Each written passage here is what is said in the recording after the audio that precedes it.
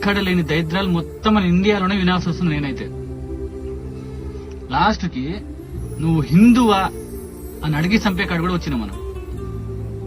దీని కారణం ఎవరు? మనమే, వేరే వాళ్ళు కాదు, మనమే. ఎందుకంటారా? కరప్షన్. మాట్లాడితే కరప్షన్, సెల్ఫ్నెస్. నేను ఒక్కడనే బతకాలి, నా చుట్టుపక్కల వాళ్ళు చచ్చిపోయినా నాకు పర్లేదు, నేను మాత్రమే బతకాలి అనుకునే కాడికి వచ్చినాం మనం. ఇప్పుడు 27 మందిని చంపాడాడు, మూటా ఉంది, చంపారు, అడిగి మరీ చంపారు. క్లియర్ కట్ చెప్తున్నా, అక్కడ ప్రతి ఒక్క మాటలో తెలుస్తుంది మనకి. అడిగి మరీ చంపడం, పాయింట్లు తీసి చూసి మరీ చంపారు. అంటే వచ్చినోడు ఎవడు?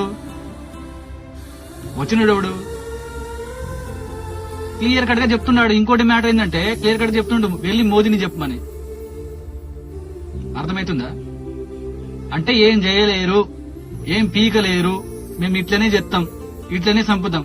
అరే మన కాశ్మీర్ లో వచ్చి చంపి రేపు మన ఢిల్లీ కూడా రావచ్చు, మన హైదరాబాద్ కి రావచ్చు, నీ ఇంటికి కూడా రావచ్చు. దానికి కారణం ఎవరు? నువ్వు నేను కాదా? పైసలకు అమ్ముకోవడం కాదా అది? అరే ఆడదాకేందుకు, రేపు నీకు 10 లక్షలు ఇస్తాం, మీ అమ్మని చంపేయమంటే చంపేస్తావు నువ్వు, అంతేగా. ఈ ఇంకా ఎన్ని ఘోరాలు చూడాలి వస్తుందని నా మీద నాకే ఆయాసం వేస్తాను తెలుసా.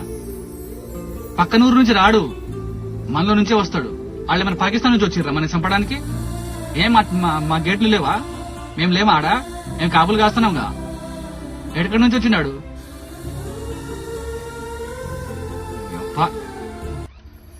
ఫస్ట్ అయితే ఎవరినైతే ఈ దీన్ని సపోర్ట్ చేస్తుర్రో ఆ నా కొడుకుల్ని అడ్డంగా నరికేయాలి. మన ఇండియాలో ఉంటూ మన ఇండియా ఫుడ్ తింటూ దొంగ నా కొడుకులు మనల్ని చంపుకుంటారు ఏంటో నాకు అర్థం కాదు. చెత్త నా కొడుకులు ఎక్కడ తయారయ్యారా మీరు అసలు? ఇప్పుడు ఆ కాశ్మీర్ పరిస్థితి ఏంటి తెలుసా? టూరిస్ట్ వెళ్ళకపోతే తినడానికి తిండిలు ఉండదు వాళ్ళకి. ఆ పరిస్థితిలో ఉంటారు వాళ్ళు.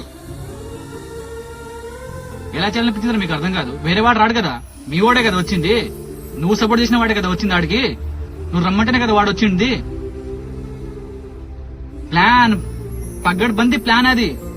పేల్గాం నుంచి హాస్పిటల్ దగ్గర 50 కిలోమీటర్ దూరంలో ఉంది హాస్పిటల్.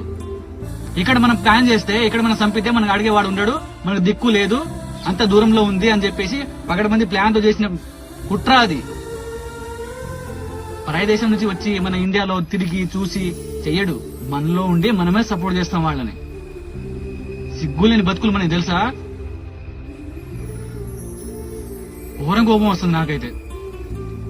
వీడియో చేద్దాం అని చెప్పేసి నేను సైలెంట్ గా ఉన్నా. ఎందుకులే ఇంత దారుణంగా ఒడిగడతాను, ఎందుకులే అని చెప్పేసి నేను సైలెంట్ గా ఉన్నా. కానీ నా వల్ల కావట్లేదు.